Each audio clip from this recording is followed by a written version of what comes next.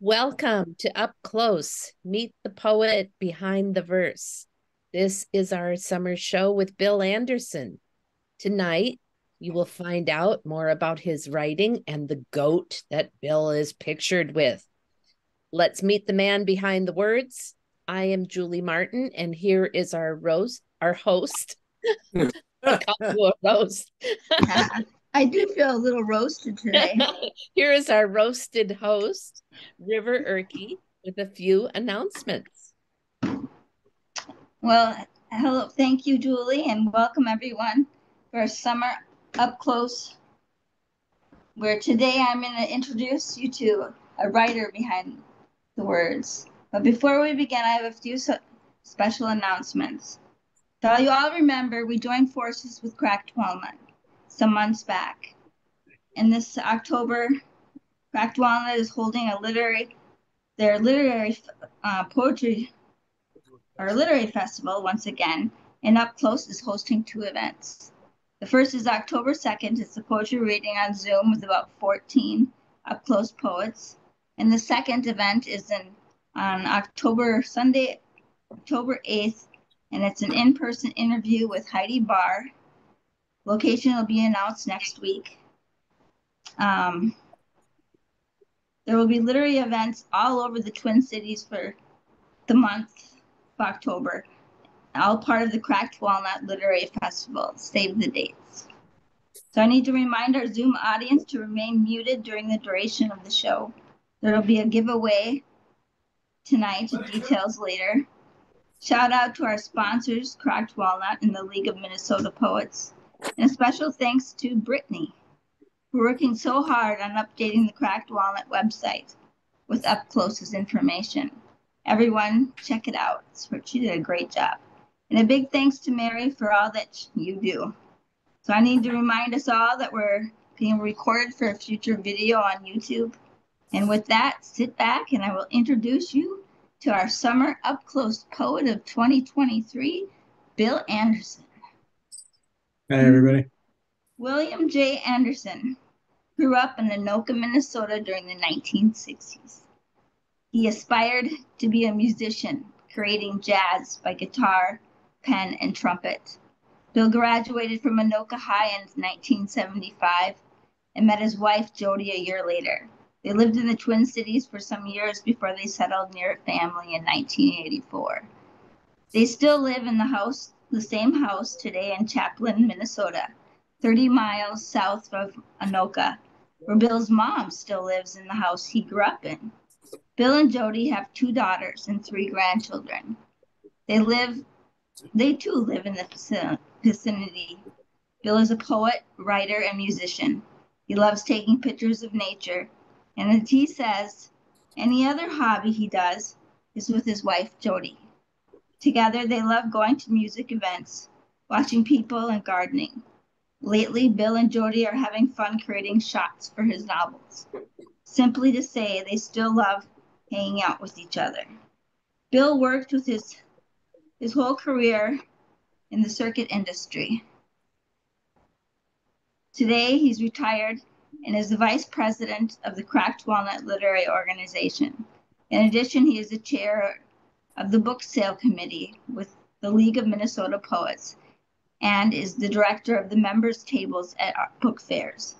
A couple of weeks ago, A.W. Powers' first book in the Psychic Guardians Angels series was published by Marlowe and Van Publishers. A.W. Powers is Bill's alter ego. Without further ado, let us welcome Bill Anderson. Thank you. It's great to be here. Thank you, everybody. Thank you for being this. Lovely. To begin, I walked away from our conversation with stories and insights, but one thing that stood out was you and your wife, Jody's lifelong love and friendship. The story that stands out the most to me is when you first met. Can we hear that? I was working at Schmidt Music in Robbinsdale, um, selling some musical instruments, mostly selling music lessons and strings and reeds. She called up one day. She had just bought a piano, and she was wanting to take some piano lessons. She already had a little bit of a music background, but wanted to take lessons.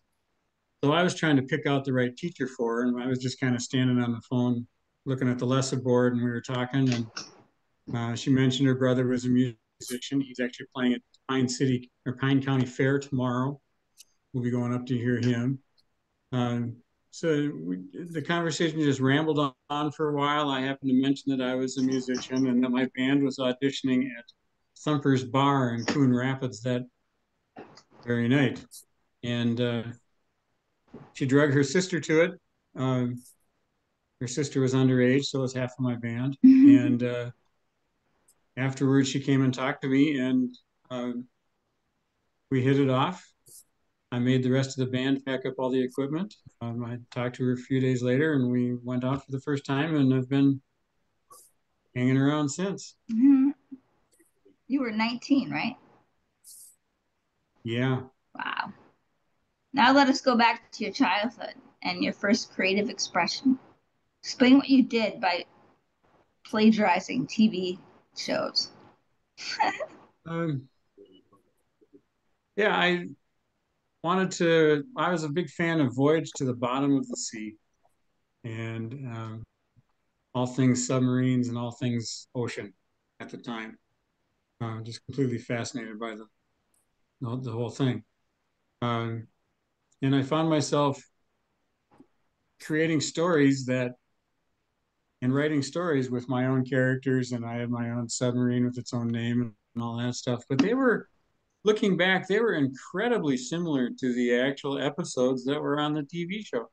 To the point that I would have to truly be honest and say they were plagiarized. But I had a good time writing them. My dad thought it was funny. They're all gone. There's no trace of them. No trace of them. Well, Probably just as well.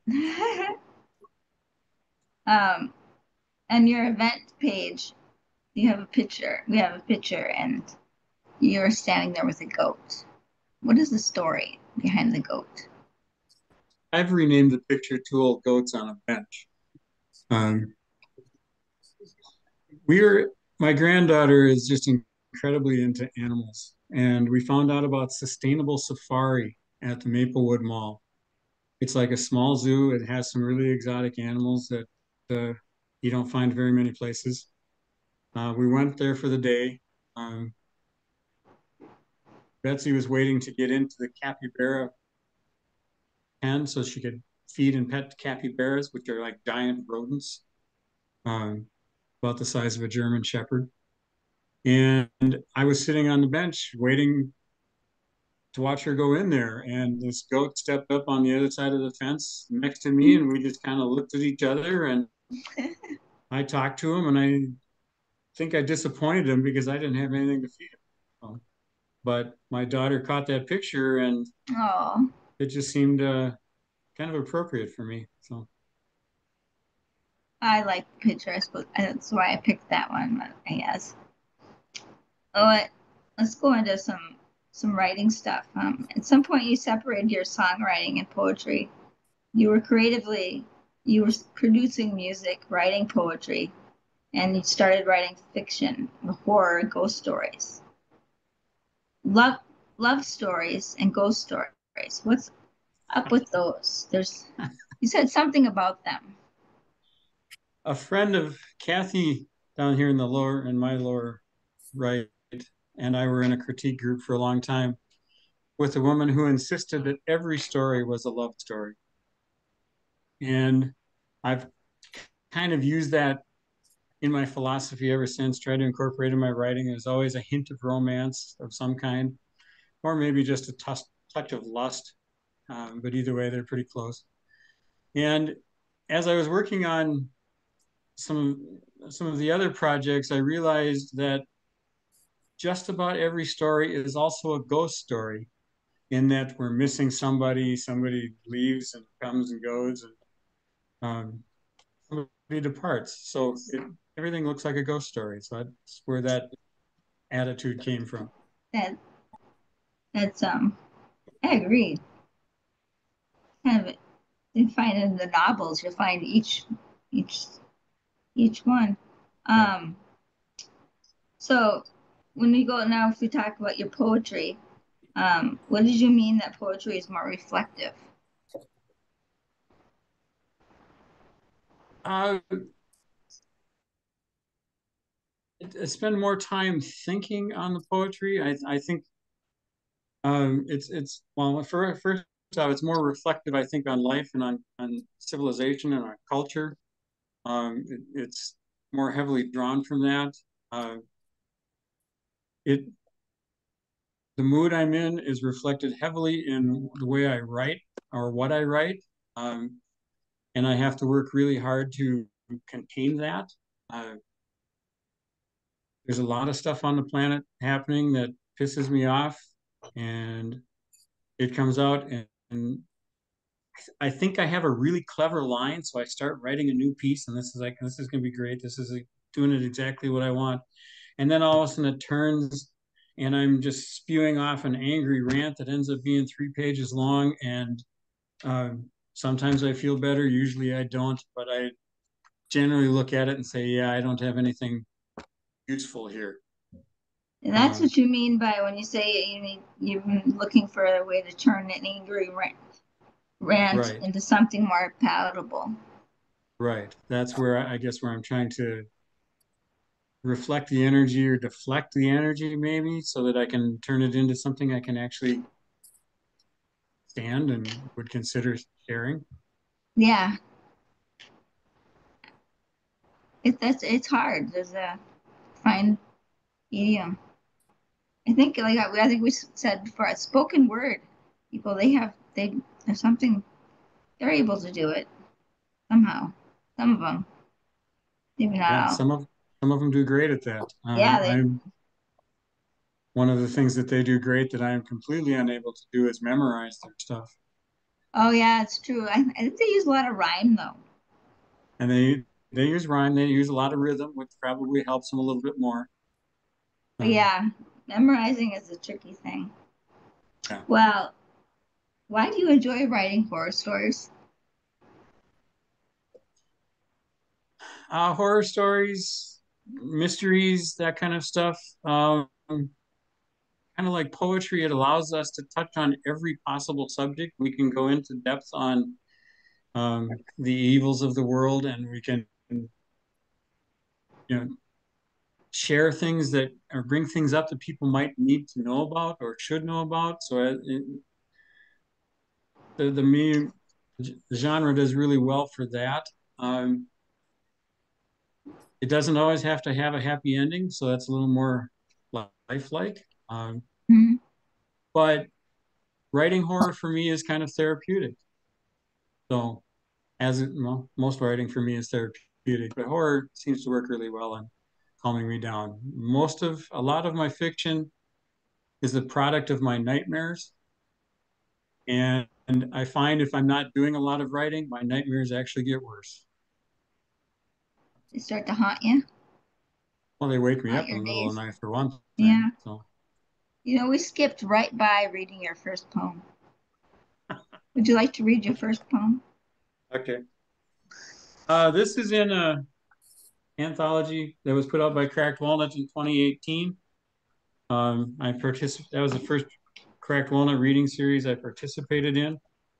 The theme for the night was schematic, and I came up with 4 pieces based on the idea of a schematic. And I think, well, I'll read it and then I'll make one last comment. See detail A. My first adult schematic, devised when my knowledge was unassailable, dreams were attainable, passions could be indulged frivolously, fluff filled my head, did not include design details, extra pages, subroutines, or allowances for love. But the revisions incorporated into my detailed schematic after meeting you convinced me that dreams were fluid, adaptable, attainable with work, that passions needed to be taken seriously, turned into a way of life, were never frivolous, could be shared.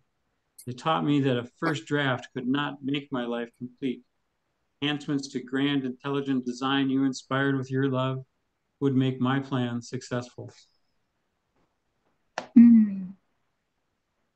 That was probably the first time I actually successfully wrote a love poem.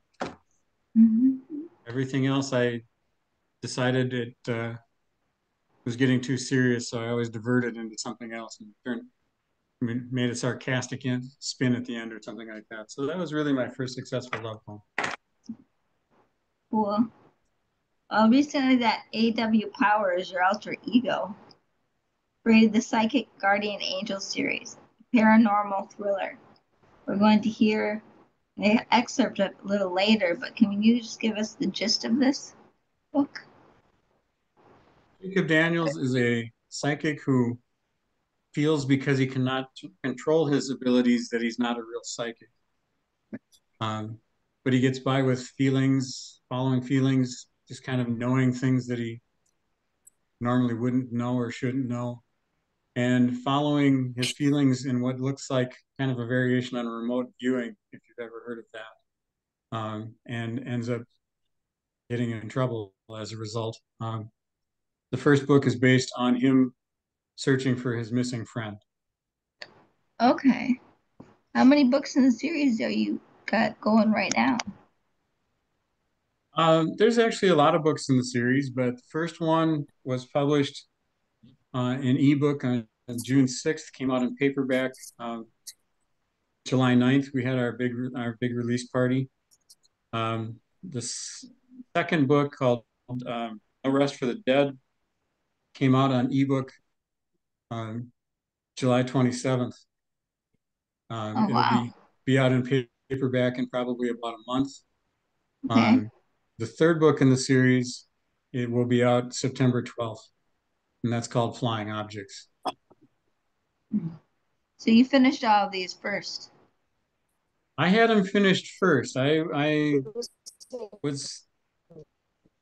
actually started much further down in the series back when the character was actually an adult.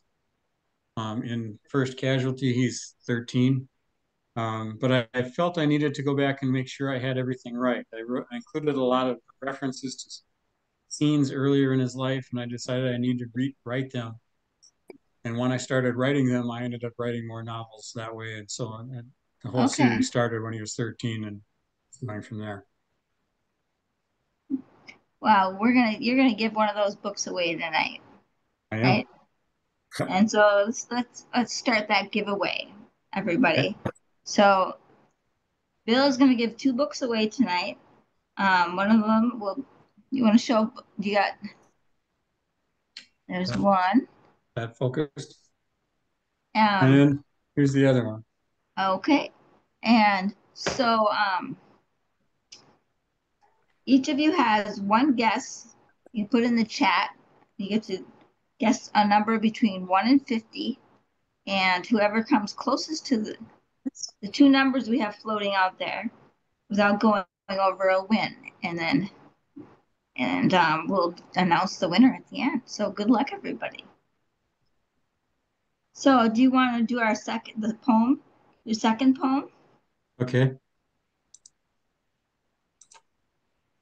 This is one you're helping me on. Yes, I am. Are you ready? I'm ready. Okay. Monsters aren't real. The stench hit him when he opened the door. Mom, I think a monster is living in the basement. Monsters aren't real. The basement smells like a monster's lair. Kind of like your room. Way worse. The basement is even too stinky for me. Wow, that's bad. Your room smells like somebody died in it. That's the dog. Oh, that's where he went. Good thing he was a small dog. Good thing indeed. But the basement, it's bad. Well, the sewer probably backed up. Stay upstairs until I go down and clean. Okay. By the way, where's Dad?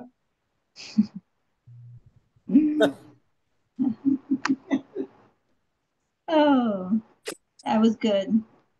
Thank you. Totally. It was fun. Um, so so far, it hasn't worked out to becoming a performing musician because of life's twists. But did music still follow you through life? Do you still play? I play some. I used to play regularly up until about 10, 12 years ago. But yeah, I played consistently all through life there as much as I could. Did a lot of big band, did some community orchestra. I really liked playing with people who were doing original material. Mhm. Uh, Unfortunately, there aren't a lot of those around that I can find, nor are there a lot of them that can get any gigs because they're too hard to get. Uh, Yeah. but again, so for the last 12, I haven't been doing a lot. So I try. I think, however, music kind of like writing, once you start it, it stays with you forever. It affects how you listen to other people. It affects how you appreciate what you're reading. I You can't agree. quit. You may not be playing, you may not be writing, but you can't quit being a musician. It gives you a different perspective. You see It things does. differently. Yeah, I can totally see that point. I think that happens in a lot of things. Like someone that's a dancer or Yeah. painter. Yeah. Um, where do you find the characters for your fiction books? They come out of my nightmares. Um, Oh, and beyond that, I hear voices. It's the easiest way to explain it. The characters, I don't know, I feel like like the characters exist, like the stories exist, and I am somehow selected to be the translator onto paper or into electronic form for them. it's They just they come to me, and I try to listen. Yeah, most of it, a lot of it started out of the nightmares. After that, I ask a lot of questions of them and kind of interview like them, that and they, one that grandma wasn't there a grandma you were telling me? An old woman that wanted to be in a story. yes. I'm working on a story about a piano teacher, and I knew from the beginning her mother was dead. And I was out mowing the lawn, and her mom came to me and said, "Why am I dead?" And I said, "I don't care. You're dead. It doesn't matter. You're not in the book." She said, "No, it matters." And by the Yeah. time I finished mowing the lawn that night and we had finished our argument, uh, I had come to accept the fact that her death was a significant part of the story, and she's actually in the book. And So, that's probably, I, yeah, I she have won. to read that story when you're done with that one. Well, I have to finish it. Yes. I hope you're a person that finishes things you start. Try really hard. It's it's hot. I feel like I'm just sitting here just getting hotter and hotter. I'm sorry. Um, so you joined Cracked Walnut. Let's do a little bit about Cracked Walnut. Back in 2017. That's when it first started, isn't it? It had been around for a few years before that, but I think 2017 was about the time it became part of the League of Minnesota Poets. Oh, okay. It I had think I always might been have a, been in before that when yeah, before it was part of the league. yeah. It was a freestanding art, poetry group of its own that spent most of its effort working every year towards their Crack Walnut Literary Festival, Mm-hmm. which happened at a different time every year depending on who was taking the lead that year. Um, Yeah, that's and who started that? It was his, his name was Satish. yeah, Satish. Yes, I wonder when that would you when the years that was that. But the same time you joined the League of Minnesota Poets.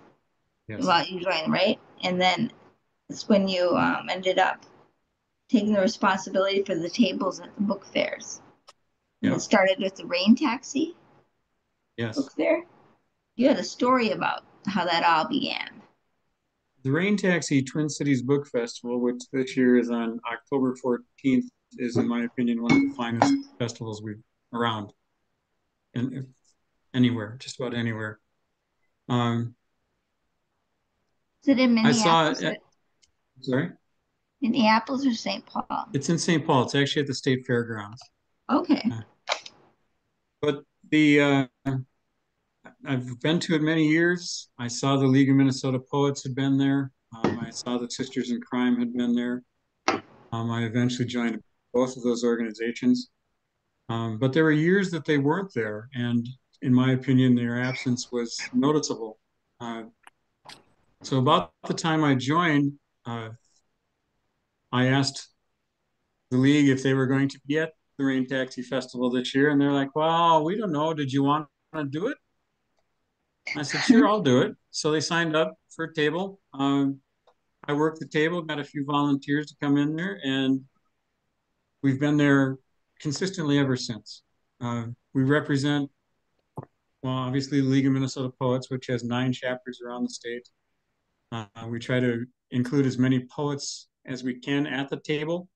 We also make sure we have as many books from our members that are published as we can get at the table. So there's a wide selection of things to pick from. And we try to get many volunteers there as we possibly can to represent the league and poetry as best as possible.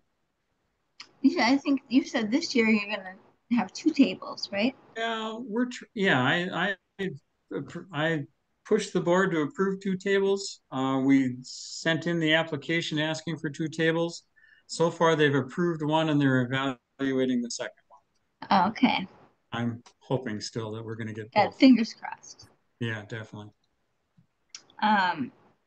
Cool. Well, do you and Judy have a favorite musical event you've ever been to? We'd love to travel to blues Or festivals. Jody, gosh, I'm sorry. I was like blank. Sorry. All right. We love to travel to blues festivals.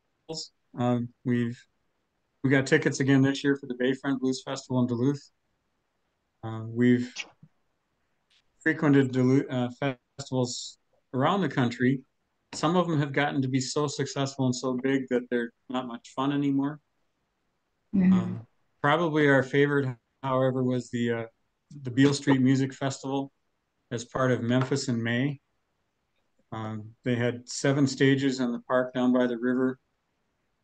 The music selection was fantastic. We got to hear people like Jerry Lee Lewis and Booker T and the MGs and Earth, Wind and Fire, and then we got to hear some newer acts and a lot of blues acts, and that was really, really quite cool. And then when the festival ended for the day, then the whole mob moved up to Beale Street and filled the clubs and filled the street, which was actually closed for traffic. It could be filled with people. So that would be at this point our favorite. So that sounds great. Were you talk about Bayport in '99? Simon and Garfunkel and Bob Dylan. Did you go to that concert? I missed that one. That was I was thinking maybe I don't know if it was last time they played together or what. Probably not. But okay, so let's see here. You two took a trip to the Canadian and Alaskan ice field. We're very fascinated by these little pine trees. Can you tell us more? Right along the edge of the canyon where the glacier is coming down, there's all these little pine trees that, from what they tell us, they're incredibly old, but they're so attacked and inundated by the wind coming down the glacier from the top of the ice field, and it is so cold and nasty that they're all twisted and gnarly, and all the leaves grow to the downhill side. All the branches grow to the downhill side. The uphill side is just twisted bark and ugly, and the whole thing is just absolutely fascinating. It's to me, it's a marvelous example of tenacity and adaptability.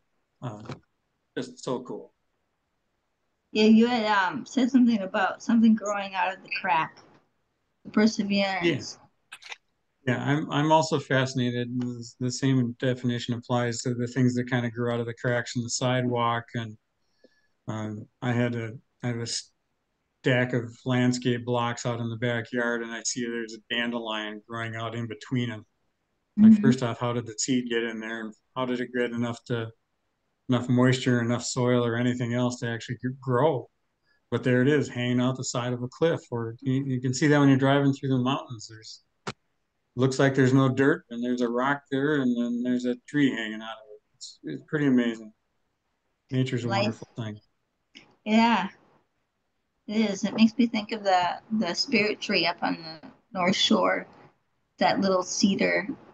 It's right. It's in. Being recorded. Yeah, you were telling me about that. I'm gonna have to find a way to get to Yeah, you'll have to see. I don't know if it's on a reservation, but it's hundreds. I don't even know how many years old. that. Yeah. Something's going on. That's me. Can you um mute yourself, please?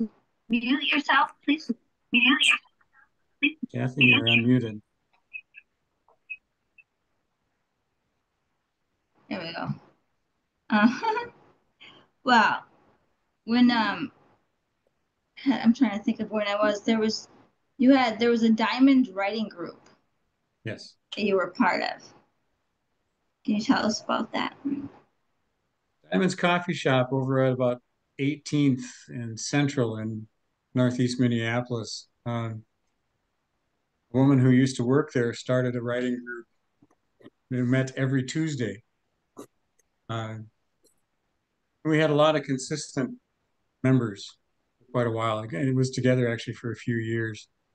Um, then there were some changes to the group, and it kind of drifted apart. We wrote some interesting things, had a lot of fun. A lot of tough questions were asked. Um, How then, old were you at that time? oh, that's been less than 10 years ago. Oh, okay. About, yeah, maybe 10 years ago. But then, of course, COVID hit and shut that down. The coffee Mhm. shop hasn't even completely recovered and hasn't restored its old schedule even. So when it became time to go back out in the world and to create another group like that, I went in search of a place. By that time, I was really active in Cracked Walnut, so we formed the Cracked Walnut Writing Collective, Oh, and okay. it's at the Marion Park Library on the second and fourth Wednesdays of every month. But that really formed out of the Diamonds Coffee Shop writing group. Okay, so that was kind of like the diamond Yeah, writing. Um, and then you also do a literary reading, blank verse. Is that it? I'm hosting Blank Verse. It used to be over in Northeast Minneapolis at a coffee shop. Uh, I know there's one series in town called Readings by Writers. There is also another one that was called Writers Reading.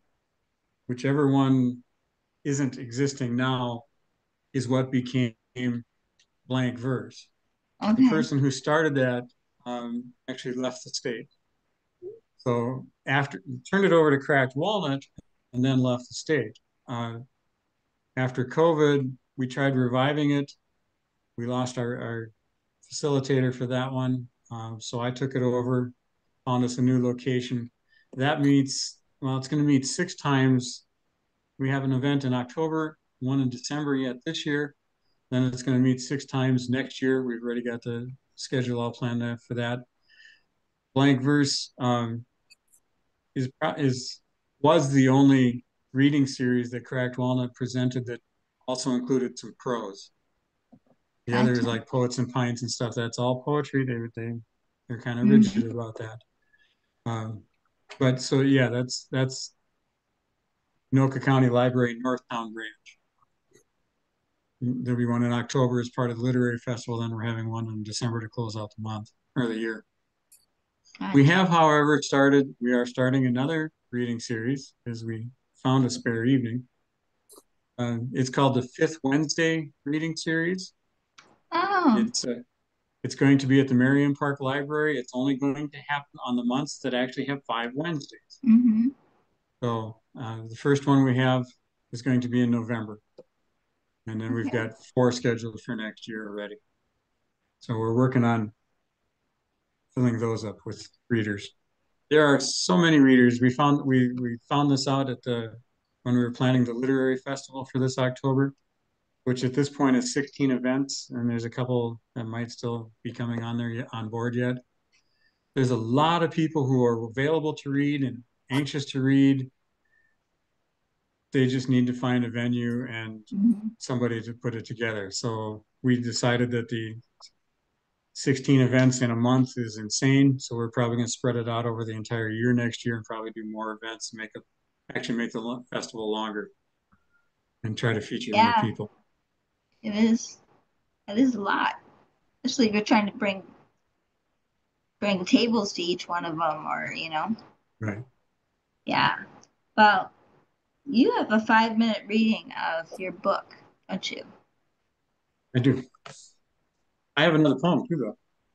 Oh yeah, you do. Well, We have, yes, read that last poem. we have time for both? We do. A lot of my poems are true stories. This happens to be another one that is. It's called Even After They're Gone. I worked with a woman who told me her dead husband had saved her life. He had ripped the steering wheel from her grasp, maneuvered the car out of a spin that would have ended as a fatal crash. He never said if he had been a good husband, but he was still working on it, still caring for her as best he could. Hmm. I like Somehow I that. have a lot of ghosts in my life. There's another one.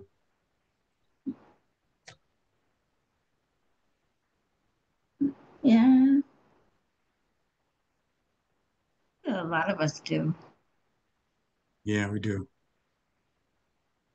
People don't talk about it. Oh, they probably should more. So, Yeah, they probably, yeah, might be happier.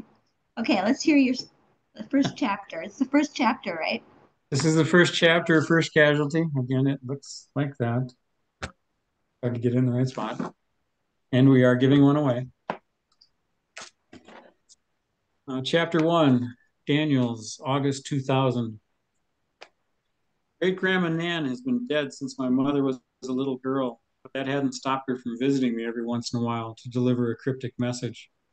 She appeared in my dreams, maybe in my room, and we'd talk for a few minutes before she disappeared. The first time she visited, Great Grandma Nan told me, Jacob, pay attention to your feelings, but don't mind how others react.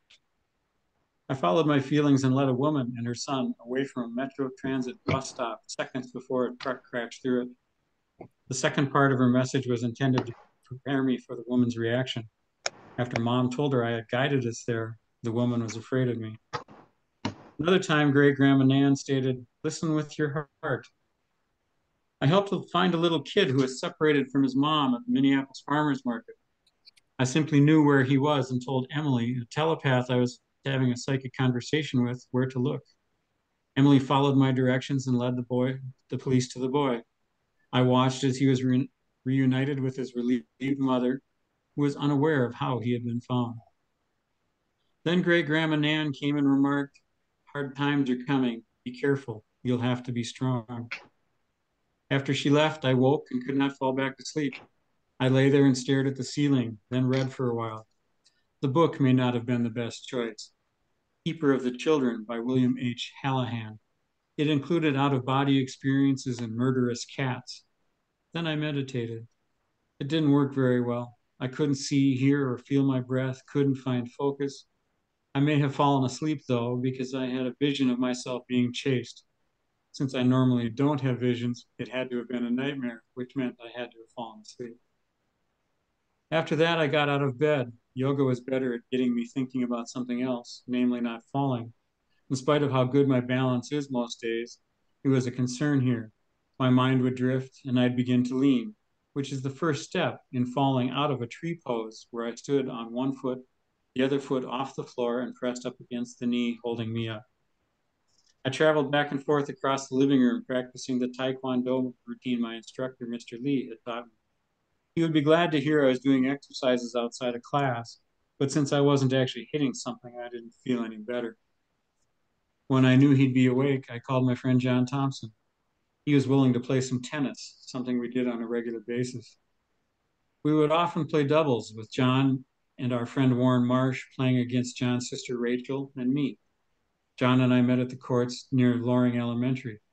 Most days, playing singles, we're about even. If I can consistently return a serve, I can sometimes win.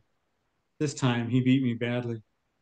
He jogged around the court, arms and racket over his head as he chanted, and the crowd goes wild. Thompson slaughters Daniels. Thompson slaughters Daniels. As we walked away from the courts, John asked, "What's wrong with you today? You played like crap." "Yeah, I know. I can't believe how many times I aced you," he commented. "I may beat you on quite a few serves, but usually you take a whack at it and are pretty good at getting to the ball."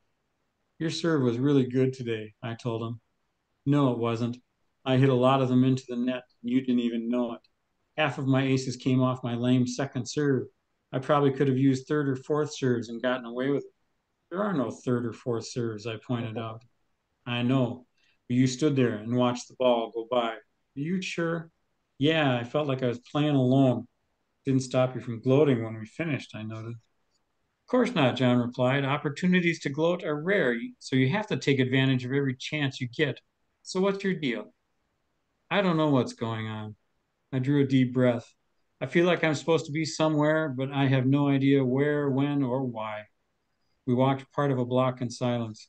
Add that to nightmares and sleeping like crap, and Thompson slaughters Daniels. "And the crowd went wild," John added, his arms over his head. John's mom pulled the family's Ford Taurus to the curb next to us. "Headed home?" "We are," John confirmed. "Are you?" "I wasn't supposed to work today," Mrs. Thompson noted. "But I went in for a while, made sure everything was organized for the new girl. Then I stopped at the grocery store. Now I have the rest of the day off. So yeah, I'm on my way home. Get in." We piled in, and John rode in front next to Mrs. Thompson. He chattered away about how Thompson had slaughtered Daniels. I kept my gaze locked out the window, hoping might pick up a clue as to what I was supposed to be doing. Everything looked the same as it did most days. Yet the thought I was supposed to be somewhere doing something wouldn't go away. Mrs. Thompson parked the car at the curb in front of the house and popped the trunk. We circled to the rear of the Taurus, and she loaded John's arms with her purchases. He gave me a dirty look as I walked up the sidewalk, unencumbered by our rackets and tennis balls. I smiled back. I've told him before that his mom likes me best. We took the 3 steps onto the porch, and Mrs. Thompson pulled open the screen door. Her right hand slid the key into the lock. Her left hand closed on the doorknob. She inhaled sharply and twitched a little taller. Something's happened to Rachel. I'm gonna have to get that book. Definitely. Wow. Well, let's check in with our lovely Julie. And here, do we have any winners, Julie? We have one winner, and I'm sorry, but I forget the name. iPad. I don't remember. That's that. Manny Cortez. Manny Cortez won, and the other guesses went over. So I wonder if we should all do one more round of guesses. Yeah, I think we better.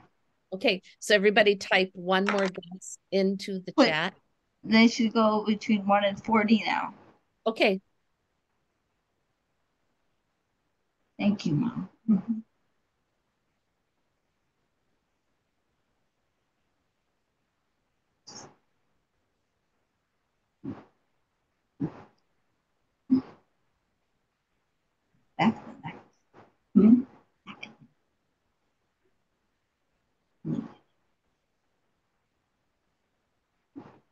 Ah, I usually pick such low numbers, so we got some people on low. Wow. Okay, last call. Type in a number. And that makes Eric the second winner. Oh, Eric. Cool. Manny, So you've already got a copy of First Casualty, don't you? Yes, we do. Okay. Let's give Manny the dark side of the moon. Okay.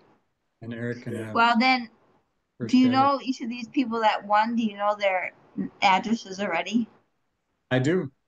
Okay, and then we don't have to. We don't have to like have them put their addresses in the chat then. No, no, I will be happy to get them the books. Eric, you're going to be at the Cracked Walnut Writing Collective next week? Yeah, I sure am. Yep. I'll just bring it with. Perfect.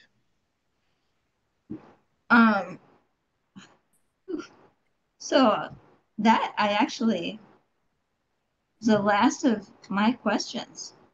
I mean, so we could open it up to the audience if you guys want to ask some questions. If some people have a couple questions, otherwise, I guess I'll dig some out of my head. Go ahead, Susan. Okay. Hi, Bill. Well, I've enjoyed this interview and enjoyed some of the things you said that really resonated with me. And one of them that I particularly liked was when you said, in addition to every story being a love story, it's also a ghost story. Who are some of your ghosts? Oh.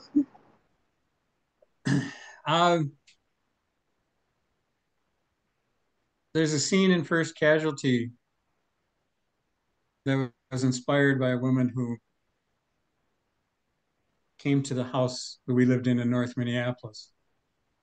I walked in the door and I saw her out the corner of my eye sitting in the chair.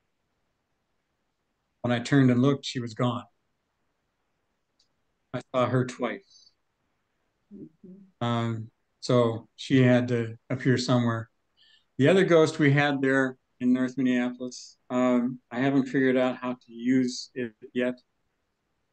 I was working third shift and would come home and go to bed at the end of the, as the sun was coming up. We had a cockapoo at the time who was a very independent dog named Jerome.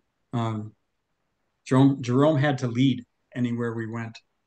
So we could say, let's go for a ride in the car, and he'd start running for the door, and we could say, no, we're going out the back door, and he'd change direction and go that way. But whenever you went anywhere in the house, he was always in front of you, and he always turned back to make sure that he was leading you in the right direction. So we're laying in bed, just about asleep, and I hear somebody go up the steps. And you know how it is when you run up the steps on all fours, the hands and feet both all going? That's what went up the steps in the house. I got out of bed, put on some clothes. I mean, Jerome and I both, we just sat up just like that. Just we're wide awake. I got up, put on some clothes, and I started to walk out of the bedroom. And I looked at the dog and I said, "You're coming with." And the two of us proceeded to search the house, but Jerome followed me all the way through. So that's, yeah, and I haven't figured out how to use that. The one of the other ghosts, I talk about it in some of my author notes. One of my aunts talked about the fact that her husband and parents had come back and visited her. And I believed, because, I could not see why not to. My other aunt also told me that story about those coming to visit my Aunt Sis, and she firmly believed as well. They just stood at the end of her bed and just kind of watched her. So when my sister Susie died, and I got the call in the middle of the night, I pretty much laid awake the rest of the night seeing if she was going to show up. So that's where most of mine come from. Thank you. Thank you. You have a ghost? Oh, lots of them. Mostly when I think about the ghosts that people my poetry, they are people I have known in my past. And that I'm continuing some kind of conversation with them, not quite directly, but indirectly. And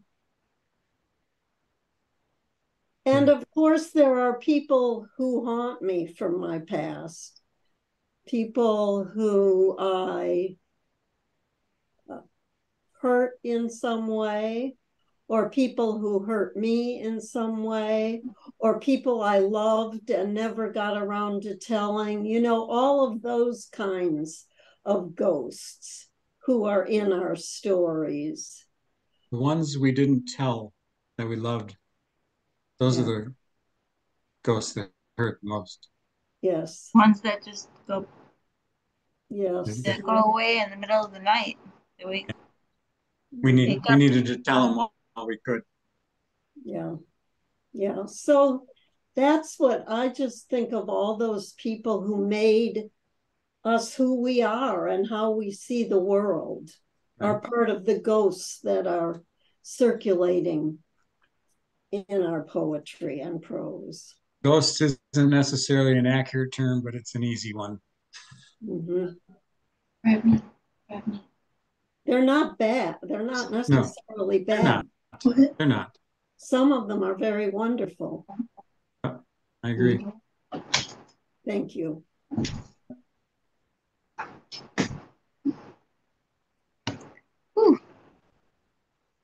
Okay. So tell everyone about the photo, the painting behind you.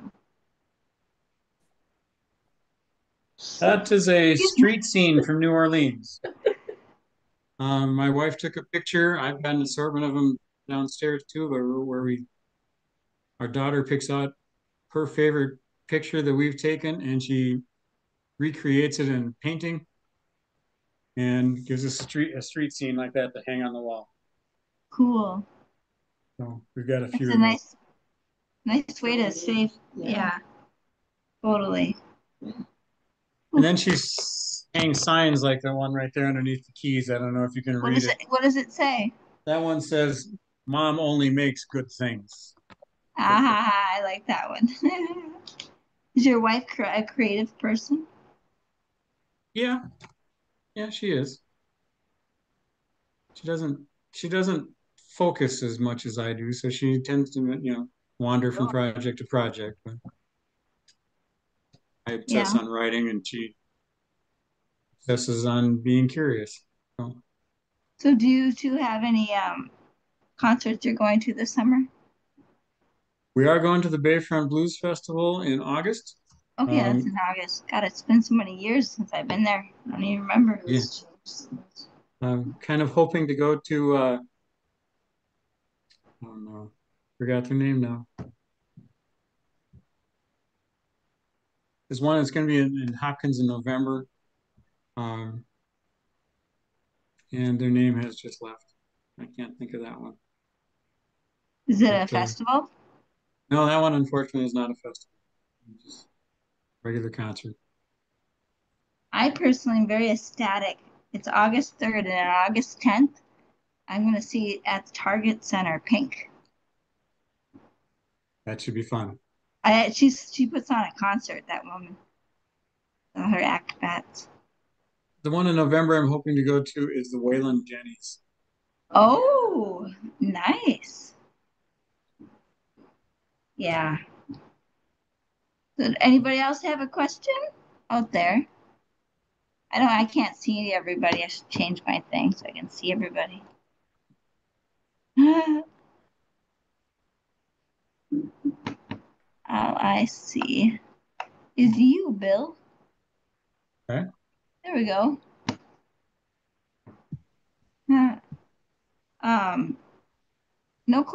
We got a question. Kathy, you got a question?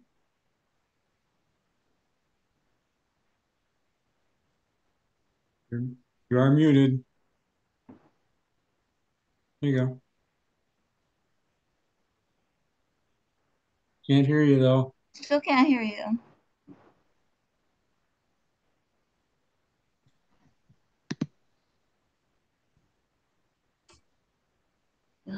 It says you're muted now.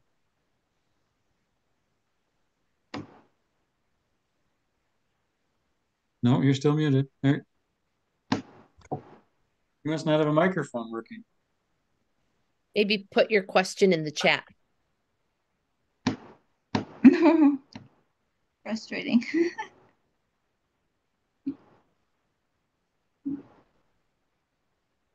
Well, River, while we're waiting for Kathy to type, sometimes she's slow typist. I want to thank you for allowing me to do this. I also want to thank you for kind of joining up with Cracked Walnut and becoming one of our many activities. When is my next book event?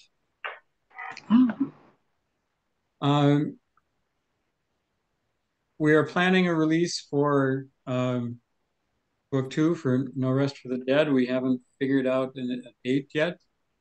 It's a distinct possibility that's going to be at our house this time. You and I have an event together on September 30th at the Cambridge or at the Princeton Library. I'm going to BoucherCon, and I'm going to a festival or conference called 20 Books. That will actually be in Vegas. In between there, I hope to be peddling books at the Rain Taxi Twin Cities Book Festival. And I'm trying to line up other stuff as I'm going along. So Cool. it was kind of open at the moment. I want to say thank you to you, Bill. It's been wonderful getting to know you. And thank you to the audience for all your support. And like I started out, the Cracked Walnuts Literary Festival and the October events, and that Up Close is hosting two events, one October 2nd and the other October 8th.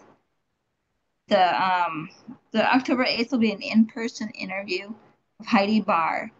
And most likely, I didn't say, but most likely the location is going to be in Wisconsin, where I live. She's a nature poet, and so I want to interview her around the woods. And so then our next time we have an up close actually isn't until November 2nd. And that'll be our autumn show, and we are showcasing Jolanda Larkins, actually. So, but thank you, everyone. And thank you, Bill, again. Thank you. Thank you, everyone.